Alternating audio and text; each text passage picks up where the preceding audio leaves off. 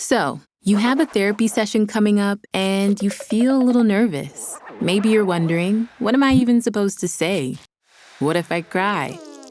What if I run out of things to talk about? Just know that all of those thoughts are totally normal. So many people feel the exact same way. The good news, there's no right or wrong thing to say in therapy. It's your space, it's your time, and you get to decide how to use it. But if you're feeling stuck, here are a few things that might be helpful as a starting point. Number 1, how you've been feeling lately. Like, really, how have you been feeling lately? This can be as simple or as messy as it needs to be.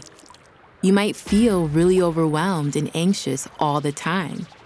Or maybe you just feel stuck and don't know how to get yourself out of it. Even just acknowledging and naming the feeling out loud is a great place to start. Number 2, big life changes or transitions. If something shifted recently, big or small, it's worth talking about. Maybe you're moving soon and have a lot of conflicting emotions about it.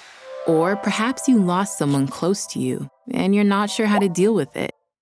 Therapy can be a space for you to bring complicated emotions and work through them.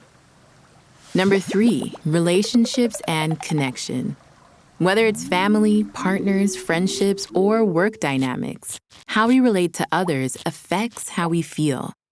You might want to explore why things feel off with your partner, or try to understand why you keep arguing with your mom. You don't need to sugarcoat things in therapy. It's meant for you to explore why you feel a certain way and what you can do about it.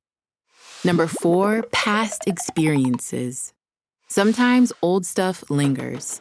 You might not even realize how much of it is still affecting you. Maybe you're struggling in your new relationship because you're still dealing with stuff from your past relationship. Or your childhood might have been tough and you can't seem to let it go. Therapy can help untangle some of that. Number 5, building healthy habits. Now, you don't have to be in crisis to go to therapy. It can also be a place for growth. You can talk about goals you want to achieve, like getting off your phone and going to bed earlier. Or maybe you want to learn how to better manage your anger. Even the desire to change is worth talking about. You don't need to have all the answers when you start therapy. Just the fact that you want to start is good enough.